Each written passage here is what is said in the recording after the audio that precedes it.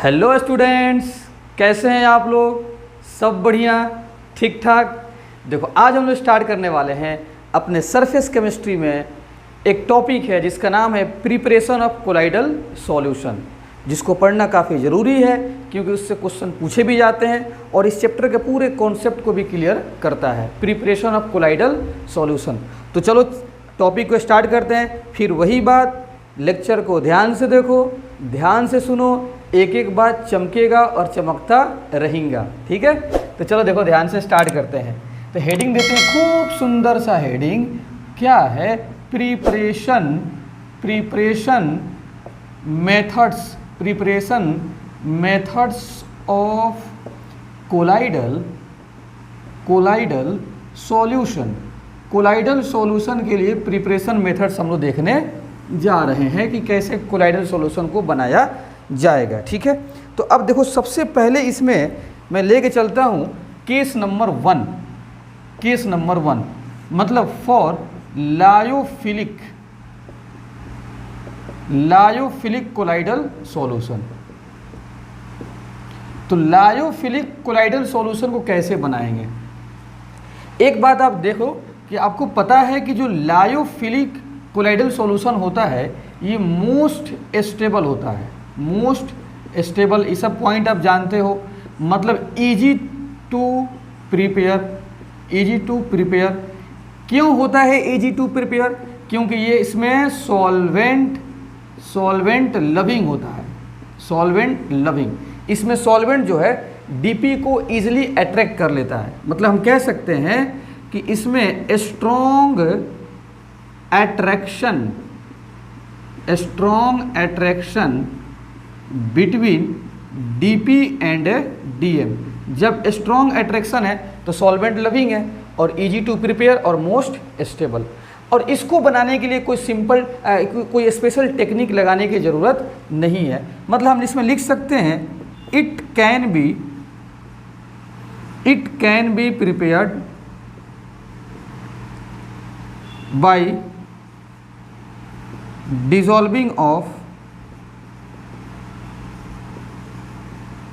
DP in hot या cold water.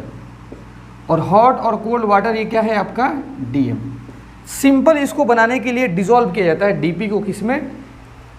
DM के अंदर, ठीक है? तो it can be prepared by dissolving of DP in hot cold water लिख दो, चाहे यहाँ पर डीएम भी लिख सकते हो। दैट इज, हम लोग बोल सकते हैं कि ये बनता है सिंपल मिक्सिंग के द्वारा। That is simple mixing of DP and DM, ठीक है? अब कौन कौन से इसमें एग्जाम्पल्स आते हैं तो आप जानते हो कि लायोफिलिक में कौन कौन से एग्जाम्पल है? मोस्टली ऑर्गेनिक कंपाउंड्स वाले, वो आपको मैं बताया हूँ। जैसे स्टार्च को सिंपल तुम वाटर में डाल दो, बन जाएगा। गम को तुम वाटर में घोल दो, डिजॉल्व कर दो, आपका बन जाएगा। जिलेटिन जो होता है इसको भी सिंपल आप वाटर में डाल के मिक्स कर दो, बन जाएगा। प्रोटीन पाउडर को H2O मिला दो, आपका सॉल्यूशन बन जाएगा। तो ये सब सॉल्यूशन इजीली प्रिपेयर होते हैं और ये लायोफिलिक कहलाते हैं। तो लायोफिलिक के लिए कोई स्पेशल टेक्निक नहीं है, सिंपल क्या है? मिक्सिंग कर देना है डीपी एंड डीएम को। आप इस बात को नोट कर लें। फिर हम लोग चलते हैं केस नंबर 2 में, लायोफोबिक को कैसे बनाते हैं। अब हम लोग स्टार्ट करते हैं केस नंबर 2। केस नंबर 2 किसके लिए? फॉर लायोफोबिक कोलाइडल सॉल्यूशन को कैसे बनाया जाता है। अब इसको बनाने के लिए स्पेशल टेक्निक्स आते हैं। तो देखो मेरे नन्हे मुन्ने बच्चों, लायोफोबिक सोल क्या होते हैं? तो इसमें सबसे पहले पॉइंट आप लिखो, सॉल्वेंट हेटिंग। इसमें सॉल्वेंट बोलता है डीपी से, आई हेट यू डीपी, ठीक है? और अगला पॉइंट इसमें क्या होता है? वीक अट्रैक्शन काफ़ी वीक होता है, वेरी वीक कर लो यहाँ पर। Weak attraction between DP and DM. DP और डीएम के बीच में वीक अट्रैक्शन होता है, इसीलिए इसको सिंपल मिक्सिंग से नहीं बना सकते हैं। और ये क्या होते हैं? अनस्टेबल। तो जब ये अनस्टेबल होते हैं तो इसको बनाने के लिए आपको स्पेशल टेक्निक लगाना पड़ेगा। और इसमें सबसे पहले हम लोग पढ़ने जा रहे हैं जिसका मेथड है mechanical dispersion method. Mechanical dispersion method मतलब इसको बनाने के लिए आपको स्पेशल टेक्निक चाहिए। Special technique, why special technique is required for preparation of lyophobic, ये इसका कारण है। ठीक है जी। तो मैकेनिकल डिस्पर्सन मेथड में क्या होता है, मैकेनिकल वर्ड का मतलब होता है फोर्स लगाएंगे और डिस्पर्सन का मतलब होता है तोड़ना।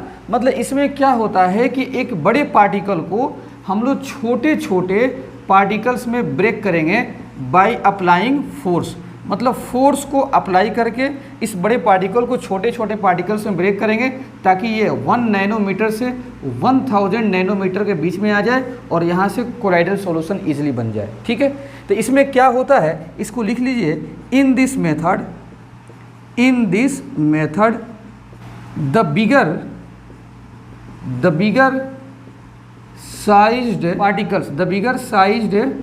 particles are broken in small particles और इसका साइज कितना होना चाहिए, 1 नैनोमीटर से 1000 नैनोमीटर के बीच में, बाय अप्लाइंग फोर्स को अप्लाई करके। और ये काम कहाँ पे होता है, कोलाइडल मिल के अंदर। ठीक है। तो कोलाइडल मिल होता है, उसी के अंदर ये सब काम होता है। अब वो कैसे होता है जरा देखो ध्यान से। इस तरीके से आपको बस एक रफली डायग्राम बताते हैं ताकि आपको समझ में आ जाए। यहाँ पे आपके ये कोलाइडल पार्टिकल्स है, ये क्या है, पार्टिकल्स है जिसका सॉल्यूशन बनाना है। सॉरी, कोलाइडल पार्टिकल्स नहीं, इसका सॉल्यूशन बनाना है। तो इसको यहाँ से इनलेट करेंगे, ऊपर से हम लोग क्या लगाएंगे, फोर्स लगाएंगे, नीचे से फोर्स लगाएंगे, चाहे एक डायरेक्शन से ही फोर्स लगा दो तो ये पार्टिकल्स क्या हो जाएंगे, छोटे छोटे पार्टिकल्स में टूटना शुरू हो जाएंगे। ये यहाँ से छोटे छोटे पार्टिकल्स गिरना शुरू हो जाएंगे जिसका साइज 1 नैनोमीटर से 1000 नैनोमीटर के बीच में होता है। सिंपल आपको एग्जांपल बताते हैं। गांव में आप देखे होंगे गेहूं को पीसने के लिए, आटा लाने के लिए एक जांता होता था, पत्थर का बना होता था, उसके ऊपर गाँव में जांता उसको बोला जाता है, ऐसे घुमाया जाता था। ठीक है। तो फोर्स लगाकर तो मैकेनिकल हो गया। और डिस्पर्सन मतलब कि गेहूं को तोड़ के आटा में कन्वर्ट करना, तो उसी टाइप का ये होता है। और ये कहाँ पे होता है, ये काम कोलाइडल मिल के अंदर। ठीक है। अब इसमें कौन कौन से एग्जांपल्स हैं, तो एग्जांपल्स भी जानना जरूरी है, इसको आप एग्जांपल्स को भी लिख लें। देखो इंक, आपको पता है कि इंक क्या है, कोलाइडल सॉल्यूशन। पेंट्स क्या होते हैं, ये भी कोलाइडल सॉल्यूशन है। लुब्रिकेंट्स क्या होते हैं, ये भी आपके कोलाइडल सॉल्यूशन है। और मेटल सोल जैसे कि गोल्ड का सॉल्यूशन, प्लेटिनम का सॉल्यूशन, सिल्वर का सॉल्यूशन, तो जितने भी मेटल सोल होते हैं, लुब्रिकेंट्स होते हैं, पेंट्स होते हैं, इंक होते हैं, इसको इस मेथड से बनाए जाते हैं क्योंकि बड़े पार्टिकल्स को छोटे में कन्वर्ट किया जाता है। तो मुझे ऐसा लगता है कि आपको समझ में आ गया होगा, तो इसको आप सही से नोट कर लीजिए। अब जरा देखते हैं लायोफोबिक कोलाइडल सॉल्यूशन को बनाने का दूसरा तरीका, दूसरा मेथड। देखो जिसका नाम है Bredig's arc method. Bredig's arc method. ठीक है। ब्रेडिक्स एक साइंटिस्ट का नाम था, उन्होंने अपने नाम पर एक मेथड दिया। जानते हो साइंटिस्ट लोग क्या किया है, अपने ही नाम पर मेथड दिया है। अरे यार, कभी अपने वाइफ के भी नाम पे दिया करो मेथड। हमको तो ऐसा लगता है कि उनके ज़िंदगी में तो वाइफ थे ही नहीं। अगर वाइफ होती तो ये सब काम करते ही नहीं, क्योंकि अपने लाइफ में ही बिजी रहते हैं। लेकिन क्या कीजिएगा, शादी कर लिए होते न्यूटन जी तो आज तुम लोग को टेंशन नहीं होता। आइंस्टीन शादी कर लिए होते टेंशन नहीं होता, क्योंकि लाइफ होता, बीवी होती, साथ में बच्चे होते, फुर्सत नहीं मिलता ये सब चीज़ थेथोलॉजी करने का। ठीक है। चलो, ब्रेडिक्स आर्क मेथड, इसमें क्या होता है, इसको यूज किया जाता है for the preparation of colloidal colloidal solution of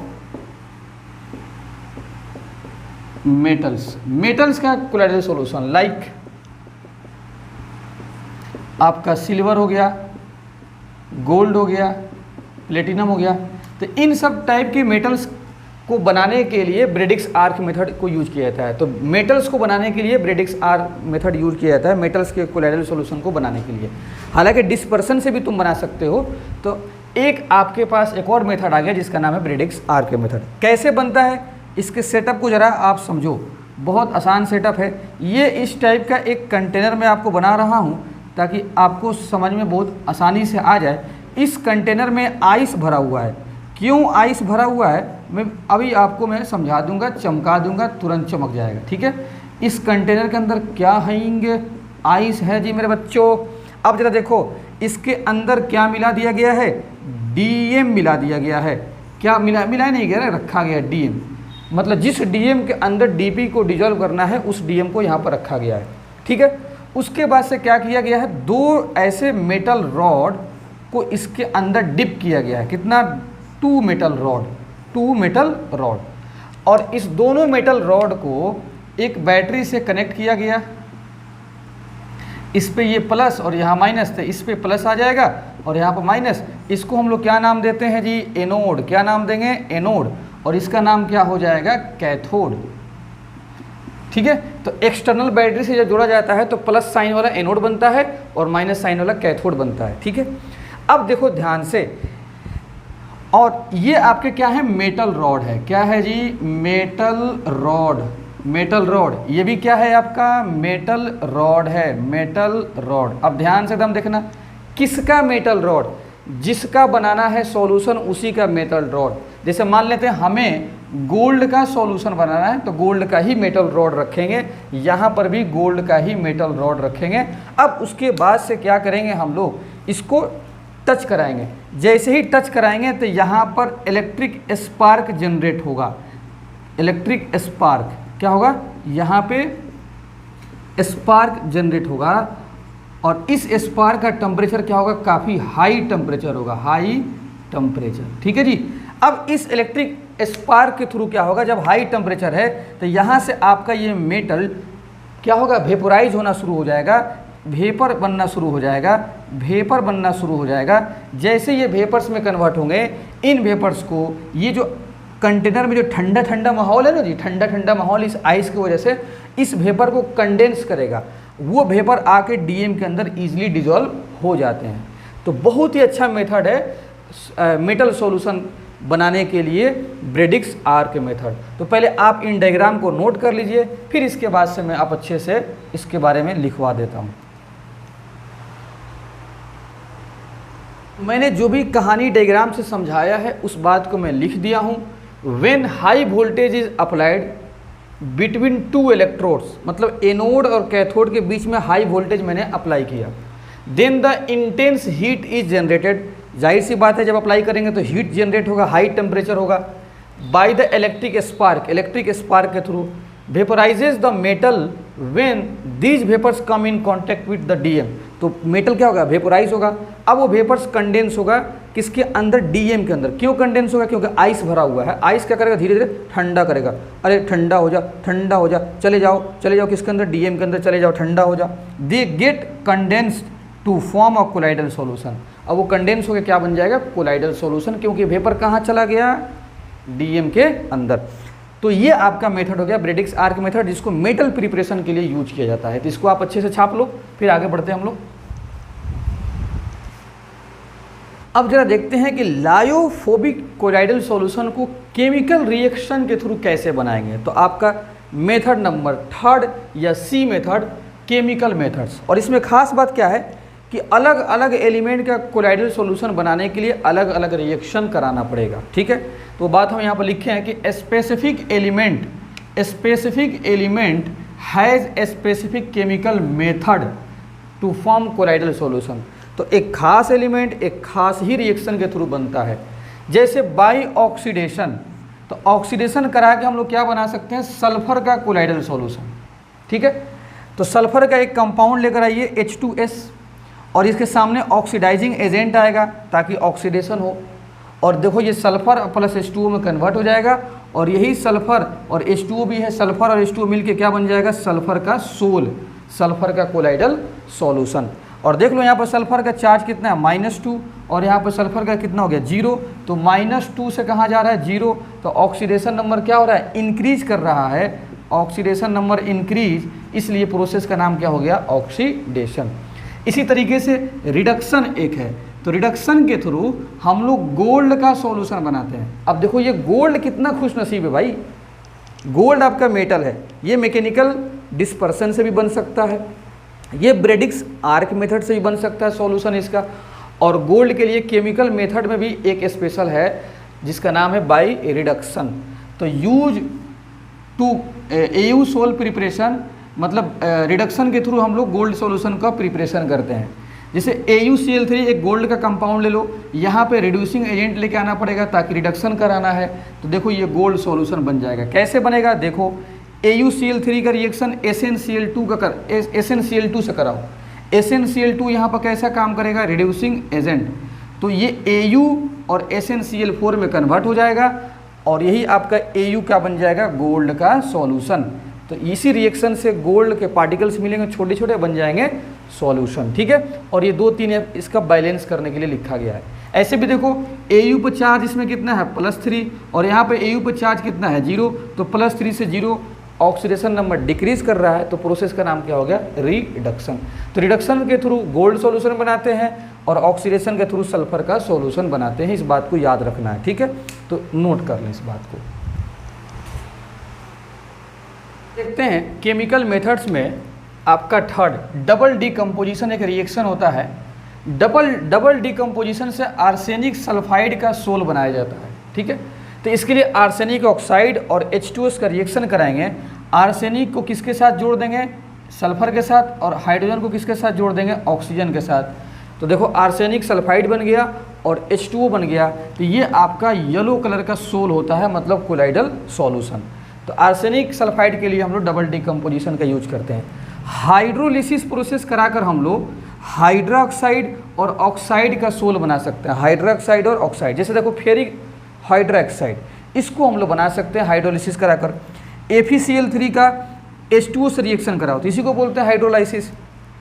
तो क्या बन जाएगा, फेरिक हाइड्रोक्साइड।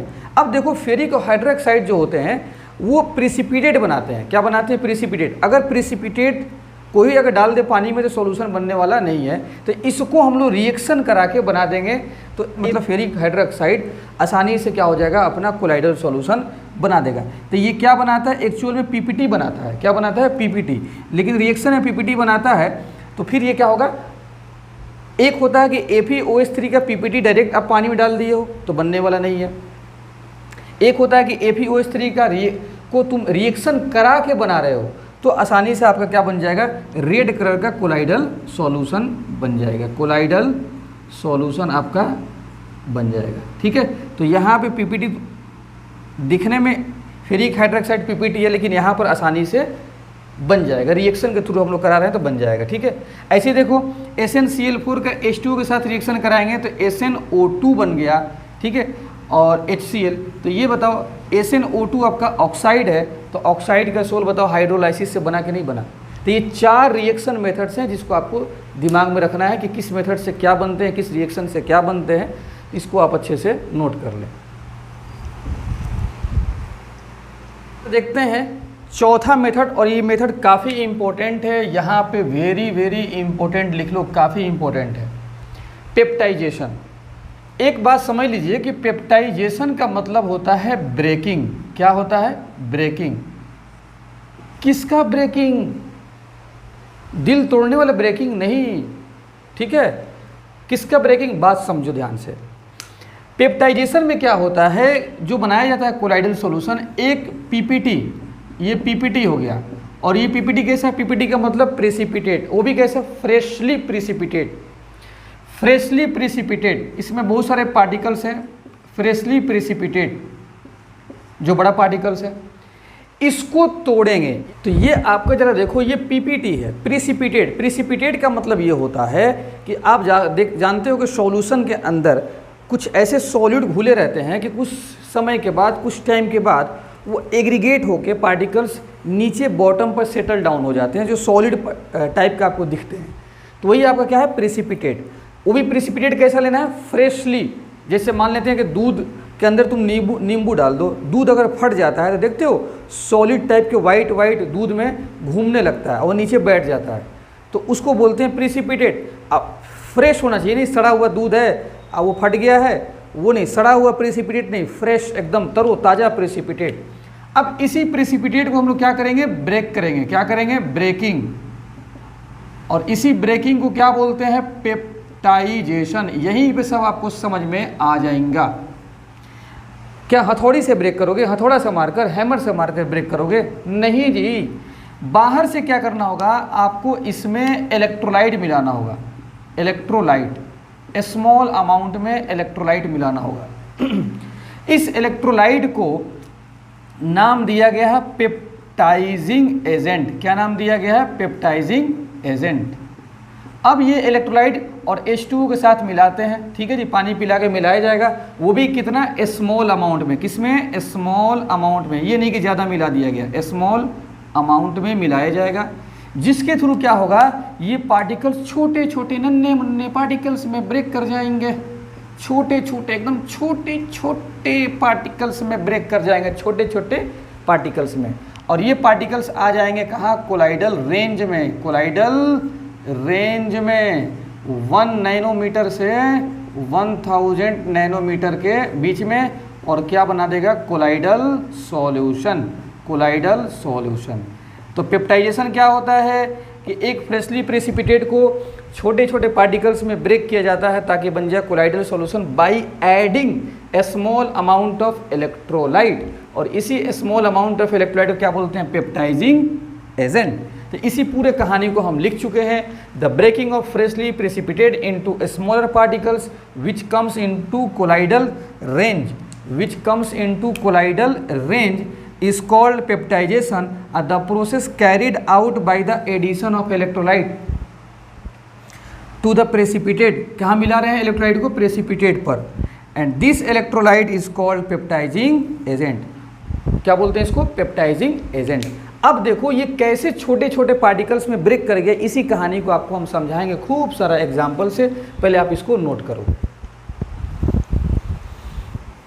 तो देखो पेप्टाइजेशन समझने के बाद अब वो प्रोसेस कैसे होता है उसका कहानी कुछ आप लिख लीजिए। देखो, व्हेन इलेक्ट्रोलाइट इज एडेड, मतलब पेप्टाइजिंग एजेंट को जब ऐड करेंगे तो it's ion will be attracted. तो इलेक्ट्रोलाइट में से जो आयंस होते हैं वो अट्रैक्ट होता है, किधर, तो बाय प्रेसिपिटेट। जो प्रेसिपिटेट है वो आयंस को अट्रैक्ट करेगा, किस में से खींचेगा, जो पेप्टाइजिंग एजेंट मिलाए हो, जो इलेक्ट्रोलाइट मिलाए हो, एंड इट गेट एडजॉर्ब, और वो अपने सरफेस पर चिपका लेगा। तो बताओ एडजॉर्प्शन का कॉन्सेप्ट आया कि नहीं आया, चिपका लेगा।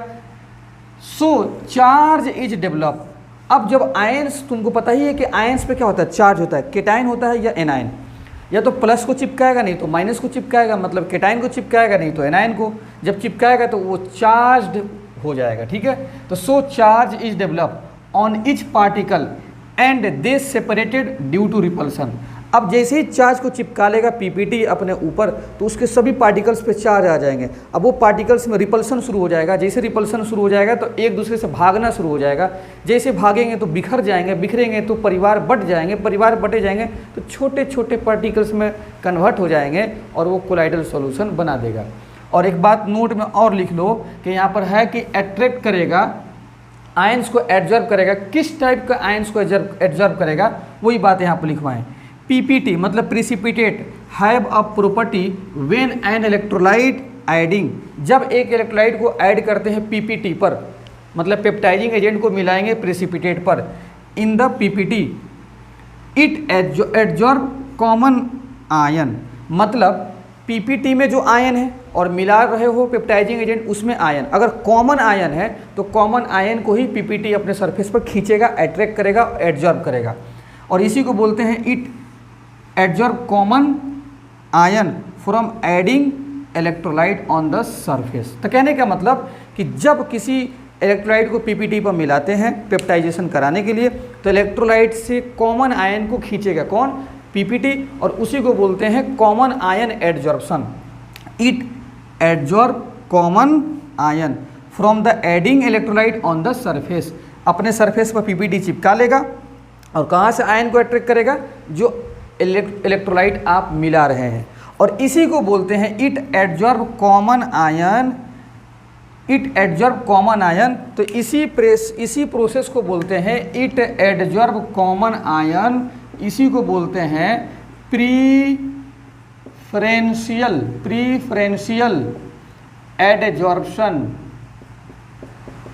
प्रीफरेंशियल एडजॉर्प्शन ऑफ कॉमन आयन। तो आपसे कोई पूछेगा कि पेप्टाइजेशन में जो चार्ज डेवलप होता है पीपीटी के पार्टिकल्स पे, किसके थ्रू, तो बोलना प्रीफरेंशियल एडजॉर्प्शन ऑफ कॉमन आयन। ठीक है, अब प्रीफरेंशियल का मतलब क्या हुआ कि पीपीटी उस आयन को खींचेगा जो जिसको प्रीफेयर करेगा, और वो प्रीफेयर किसको करेगा, कॉमन आयन को। तो फिर से एक मतलब समझ लो कि PPT have a property when an electrolyte adding in the PPT. जब पीपीटी में एक इलेक्ट्रोलाइट मिलाएंगे तो पीपीटी क्या करेगा, आयन को खींचेगा, एडजॉर्ब करेगा। किस आयन को खींचेगा, तो प्रीफरेंशियल आयन को खींचेगा। वो कौन से होते हैं प्रीफरेंशियल आयन, कॉमन आयन होते हैं। ठीक है, तो it adsorb common ion from adding electrolyte on the surface, और इस पूरे कहानी को क्या बोलते हैं, preferential adsorption of common ion. ठीक है, तो preferential adsorption of common ion on PPT surface, ये कहाँ होता है, पीपीटी सरफेस पर एडजॉर्प्शन होता है। तो ये भी आपको बुक में कहीं दिखा हुआ मिल जाता है, तो इस बात को आप सही से नोट कर लो। अब हम इस बात को एग्जाम्पल से समझाते हैं। ठीक है, चलो अब जरा देखो ध्यान से। ये मान लेते हैं आपके पीपीटी हैं, ये सब क्या है, पीपीटी आपके हैं। ये पीपीटी हो गया आपका, कहानी समझ लो पीपीटी। इस पीपीटी में हम क्या मिलाएंगे, बाहर से इलेक्ट्रोलाइट मिलाते हैं जिसपे A+ और B- चार्ज होता है। इलेक्ट्रोलाइट में केटायन भी होता है और एनायन होता है।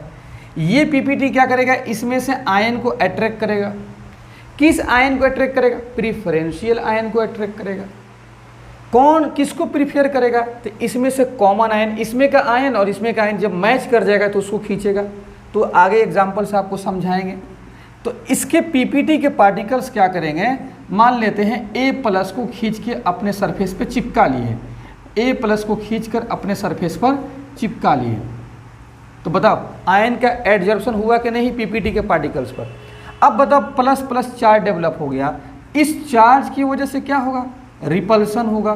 क्या होगा, रिपल्सन। और जैसे ही रिपल्सन हो जाएंगे तो ये पार्टिकल्स क्या हो जाएंगे, आपके जो A+ जो चार्ज डेवलप है ये दूर दूर भाग जाएंगे। क्या हो जाएंगे, दूर दूर बिखर जाएंगे। रिपल्सन की वजह से पूरे बिखर जाएंगे दूर दूर। ये छोटे छोटे पार्टिकल्स हैं और ये कहाँ पे आ जाएंगे, कोलाइडल रेंज में आ जाएंगे। कोलाइडल रेंज में आ जाएंगे और क्या बना लेंगे, आसानी से कोलाइडल सॉल्यूशन बना लेंगे। क्या बना लेंगे, कोलाइडल सॉल्यूशन। कोलाइडल सॉल्यूशन बना लेंगे। अब ओरिजिनल मैं एग्जांपल से समझाता हूँ। एक थोड़ा सा ये रफली टाइप का था ताकि और भी आपका सीन क्लियर हो जाए। नोट कर लें। अब चलते हैं एग्जाम्पल लिखते हैं, कैडमियम सल्फाइड H2S। ठीक है, तो देखो ध्यान से, यहाँ पर ध्यान से देखो। ये जो आपका कैडमियम सल्फाइड है यहाँ पे बनेगा negative charged colloidal solution. Negative charged colloidal solution बनेगा।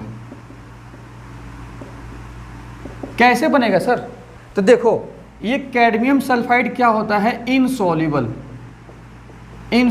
In water.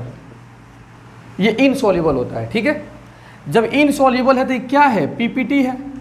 और ये येलो कलर का पीपीटी होता है। ये सब कलर आपको याद करना होता है। येलो कलर का पीपीटी होता है। पीपीटी का मतलब इनसॉल्युबल इन वाटर। जब इस पीपीटी को हमको कोलाइडल सॉल्यूशन बनाना है, इस पीपीटी से क्या बनाना है, कोलाइडल सॉल्यूशन, तो पेप्टाइजेशन कराओ। पेप्टाइजेशन कराओगे तो क्या करोगे, एक बाहर से इलेक्ट्रोलाइट ऐड करोगे, इसको बोलेंगे पेप्टाइजिंग एजेंट, और ये हो गया पीपीटी। ये पीपीटी क्या करेगा, इस पेप्टाइजिंग एजेंट में से आयन को खींचेगा।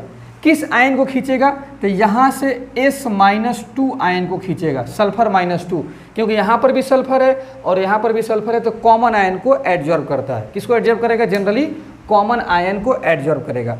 तो तो ये क्या हो जाएगा, कैडमियम सल्फाइड। कैडमियम सल्फाइड के बहुत सारे पीपीटी के अंदर पार्टिकल्स होंगे, तो सब क्या करेंगे, कैडमियम सल्फाइड S-2 को अपने सरफेस पर चिपका लेंगे। क्या करेंगे, चिपका लेंगे S-2 का। और इनमें क्या हो जाएगा, खूब खतरनाक रिपल्सन होगा। क्या हो जाएगा जी, रिपल्सन। जैसे ही रिपल्सन हो जाएगा तो ये पार्टिकल्स दूर दूर भागना शुरू हो जाएंगे, टूट जाएंगे, बिखर जाएंगे छोटे छोटे पार्टिकल्स में। और ये बताओ इन सब पे चार्ज क्या है, माइनस है। सब पे चार्ज क्या है, S-2, S-2, S-2। अब सब में नहीं लिखेंगे हम। तो ये आपका क्या बन गया, आपका कोलाइडल सॉल्यूशन। तो कैडमियम सल्फाइड का कोलाइडल सॉल्यूशन यहाँ पे बन गया। और एक बात याद रखिए आप लोग कि कैडमियम सल्फाइड हम पढ़ा चुके हैं पिछले लेक्चर में कि कैडमियम सल्फाइड आपका ये निगेटिव चार्ज्ड कोलाइडल सॉल्यूशन होता है। क्या होता है जी, निगेटिव चार्ज्ड। तो बताओ इस पे चार्ज क्या डेवलप हुआ, निगेटिव चार्ज। तो किसी भी कोलाइडल सॉल्यूशन पे जो चार्ज डेवलप होता है ना, वो किस टाइप के आयन को खींचकर अपने सरफेस पे चिपकाएगा, वो जैसा होगा वैसे ही चार्ज होगा। और इस कोलाइडल सॉल्यूशन का अगर रिप्रेजेंटेशन लिखना है तो रिप्रेजेंटेशन ऐसा होगा, कैडमियम सल्फाइड और ऐसे S-2। तो कैडमियम सल्फाइड और S-2 कहीं लिखा है तो आप समझ जाइएगा ये कोलाइडल सॉल्यूशन है। और S-2 को चिपकाकर ये छोटे छोटे पार्टिकल्स में ब्रेक हुआ है। और ये कैसा कोलाइडल सॉल्यूशन है आपका, तो ये आपका निगेटिव चार्ज्ड कोलाइडल सॉल्यूशन है, निगेटिव चार्ज्ड कोलाइडल सॉल्यूशन है। जिस आयन को अपने सरफेस पे चिपकाएगा वैसे ही चार्ज डेवलप होगा। तो इस कोलाइडल सॉल्यूशन का ये रिप्रेजेंटेशन हो गया। ठीक है, तो आप इसको नोट कर लें। अगला एग्जांपल देखो, ये जो आपका SnCl2 है ये प्रेसिपिटेट है और SnCl4 को जो मिला है ये आपका इलेक्ट्रोलाइट है, जिसको हम लोग क्या बोलते हैं, पेप्टाइजिंग एजेंट। तो बताइए प्रेसिपिटेट क्या करेगा, इलेक्ट्रोलाइट में से आयन को खींचेगा। किस आयन को खींचेगा, तो कॉमन आयन को। यहाँ पे कॉमन आयन कौन है, Sn+4। तो ये क्या करेगा, SnO2 अपने सरफेस पर Sn+4 को चिपका लेगा। Sn+4 को चिपकाएगा तो SnO2 जो होता है वो सॉलिड होता है। SnO2 प्रेसिपिटेट कैसा होता है, सॉलिड। तो ये अपने सरफेस पर Sn+4 को चिपका लिया, कॉमन आयन को Sn+4 को चिपका लिया। जैसे चिपकाएगा तो बताइए इस दोनों में क्या होगा, रिपल्सन होगा। जैसे रिपल्सन हो जाएगा बिखर जाएंगे और बिखर के छोटे छोटे पार्टिकल्स में कन्वर्ट हो जाएंगे और ये बनाएंगे पॉजिटिव चार्ज्ड कोलाइडल सॉल्यूशन। तो कैसे चार्ज डेवलप हो रहा है ये भी तुमको समझ में आ गया होगा। तो जिस आयन्स को इसमें से खींचकर अपने सरफेस पे चिपकाएगा वो आयन का नाम है प्रेफरेंशियल आयन बोलते हैं। अब कॉमन आयन होते हैं, अब उसी आयन का जो चार्ज होता है तो पूरे कोलाइडल सॉल्यूशन का चार्ज वही बन जाता है, पॉजिटिव चार्ज कोलाइडल सॉल्यूशन। और इसको रिप्रेजेंट कैसे करेंगे, तो SnO2 और ऐसे Sn+4 दिखा देंगे ताकि समझ में आ जाएगा कि SnO2 पर चार्ज क्या है, पॉजिटिव। ठीक है, तो इस एग्जाम्पल को आप नोट करें और आगे भी एक एग्जाम्पल लिखते हैं। अब आपको पूरी कहानी समझ में आ गया होगा। FeOH whole thrice. अब बताओ FeOH होल थ्राइस का हम लोग PPT लेते हैं। क्या लेते हैं, PPT। रेड कलर का होता है, ये प्रेसिपिटेट मतलब इनसॉल्युबल इन वाटर होता है। अगर इसको डायरेक्ट पानी में मिलाएंगे तो इनसॉल्युबल इन वाटर हो जाएगा। और हमको घुलाना है तो घुलाने के लिए पेप्टाइजेशन करा दीजिए। आप क्या कीजिए, FeCl3 को मिला दीजिए। ये FeCl3 कैसा काम करेगा, इलेक्ट्रोलाइट की तरह। कैसा काम करेगा, इलेक्ट्रोलाइट की तरह काम करेगा। अब इसमें से क्या होगा, कॉमन आयन को अपने सरफेस पर चिपकाएगा। कौन कॉमन आयन है जी, Fe+3। ये Fe+3 अपने सरफेस पर चिपका लेगा। Fe+3 को कौन, फेरिक हाइड्रोक्साइड। तो बताइए जो बनेगा सॉल्यूशन, कोलाइडल सॉल्यूशन, वो ऐसे बन जाएगा FeOH होल थ्राइस और इसके सरफेस पे क्या चला जाएगा, Fe+3।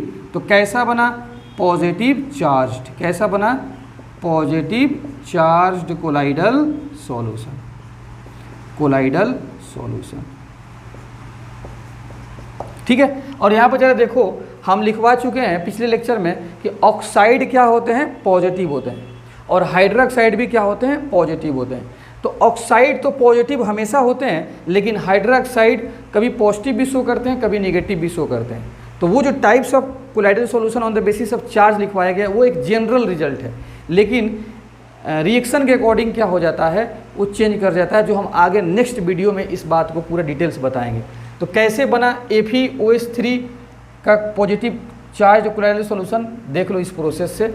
और ये डायरेक्ट प्रिसिपिटेट हम उठाए हैं डायरेक्ट, तो इसलिए इनसॉल्युबल हुआ है, ठीक है, वाटर के अंदर इनसॉल्युबल। लेकिन जैसे ही FeCl3 को मिलाएंगे तो क्या हो जाएगा, आसानी से कोलाइडल सॉल्यूशन में कन्वर्ट हो जाएगा। अगला एग्जाम्पल AgI सिल्वर आयोडाइड में हम पोटेशियम आयोडाइड मिला रहे हैं। सिल्वर आयोडाइड ये क्या होता है, PPT होता है, प्रिसिपिटेट होता है। इसको तोड़ के छोटे छोटे पार्टिकल्स में बनाना है कोलाइडल सॉल्यूशन। तो तोड़ने के लिए क्या कीजिए, आप एक इलेक्ट्रोलाइट बाहर से मिलाइए, ये तुम्हारा क्या हो जाएगा, इलेक्ट्रोलाइट, जिसका नाम है पेप्टाइजिंग एजेंट। इसमें से कॉमन आयन को एडजॉर्ब करेगा, किसको, I- को। जैसे I- को खींचेगा तो अपने सरफेस पे चिपका लेगा और वो रिपल्सन होगा, छोटे छोटे पार्टिकल्स में ब्रेक हो जाएंगे। वो प्रोसेस मैं आपको सब समझा चुका हूँ। चलो एक बार तो फिर हम लिख देते हैं, ये AgI है, यहाँ पर भी क्या है, AgI है, ऐसे बहुत सारे पार्टिकल्स होंगे। यहाँ पे I- चिपक गया है, यहाँ पे I- चिपक गया है, और इसमें क्या हो जाएगा, रिपल्सन हो जाएगा। जैसे रिपल्सन हो जाएगा ये सब दूर दूर भागेंगे और कोलाइडल सॉल्यूशन में कन्वर्ट हो जाएंगे, कोलाइडल सॉल्यूशन में, ठीक है। और इसका रिप्रेजेंटेशन कैसा दिखाइएगा, AgI और इस पे I-, मतलब ये जो आया है ये निगेटिव चार्ज्ड कोलाइडल सॉल्यूशन है, निगेटिव चार्ज्ड कोलाइडल सॉल्यूशन है, ठीक है। ऐसे ही जरा देखो एक और एग्जांपल से आपको हम समझा दें। AgI का ये आपका क्या है, PPT। अब इस PPT में AgNO3 मिलाओ, क्या मिलाओ, AgNO3। ये आपका बढ़िया इलेक्ट्रोलाइट है। तो PPT क्या करता है, इलेक्ट्रोलाइट से कॉमन आयन को एडजॉर्ब करेगा, प्रिफरेंशियल आयन को एडजॉर्ब करेगा। अब प्रिफरेंशियल क्या होता है, कॉमन आयन। इसको खींच के अपने सरफेस पर बैठा लेगा। तो ये बताइए कैसा बनेगा कोलाइडल सॉल्यूशन, कैसा बनाएगा बताओ। AgI के ऊपर क्या आ गया, Ag+1, तो ये बन गया आपका पॉजिटिव चार्ज्ड। क्या बन गया, पॉजिटिव चार्ज्ड। जरा देखो ये भी सिल्वर आयोडाइड, तो यहाँ पर निगेटिव चार्ज बना, और यहाँ पर भी सिल्वर आयोडाइड है, यहाँ पर पॉजिटिव चार्ज बना।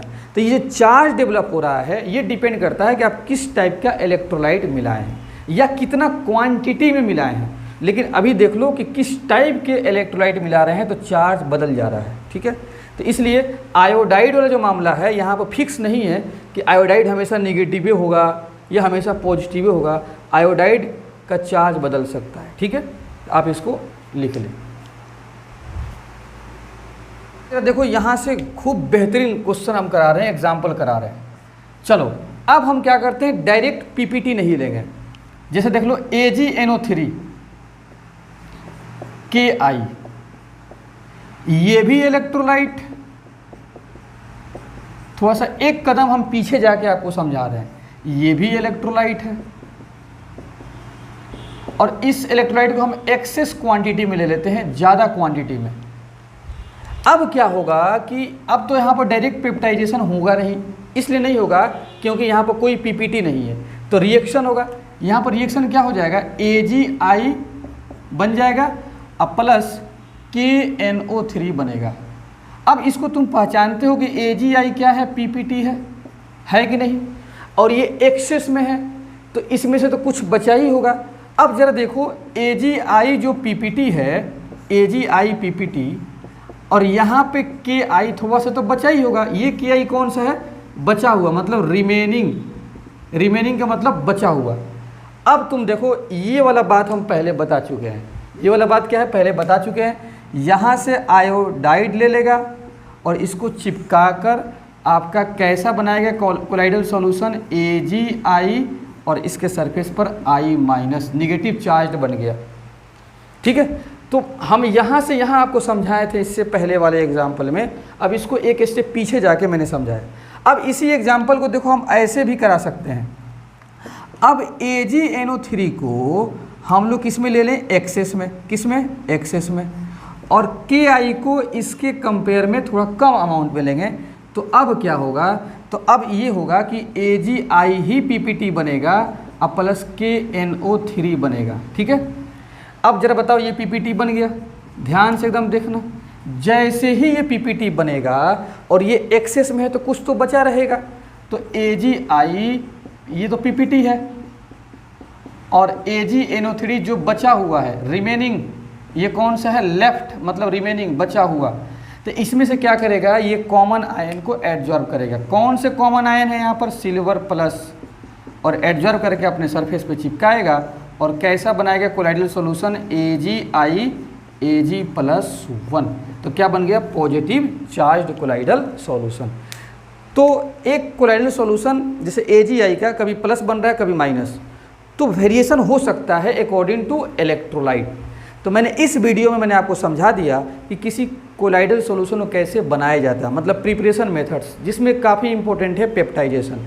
इसको आप ध्यान से लेक्चर को देखो, प्रॉपर नोट्स बनाओ, एक एक बात आपको समझ में आ गया होगा, मैं उम्मीद करता हूँ, और समझ में आ भी जाएगा जब तुम लेक्चर को ध्यान से देखोगे। ठीक है, तो पेप्टाइजेशन में क्या है कि PPT है जो इलेक्ट्रोलाइट मिला रहे हैं, उस इलेक्ट्रोलाइट के थ्रू PPT छोटे छोटे पार्टिकल्स में ब्रेक हो जा रहे हैं। कैसे ब्रेक हो रहे हैं, तो कॉमन आयन को अपने सरफेस पे चिपका रहे हैं, वो उन आयन्स में रिपल्सन हो रहे हैं और वो PPT में कन्वर्ट, वो PPT स्मॉल पार्टिकल्स में ब्रेक होकर कोलाइडल सॉल्यूशन बना रहे हैं। तो इस पूरे कहानी को आप समझ गए होंगे। अब नेक्स्ट लेक्चर में मिलते हैं। Okay, thank you.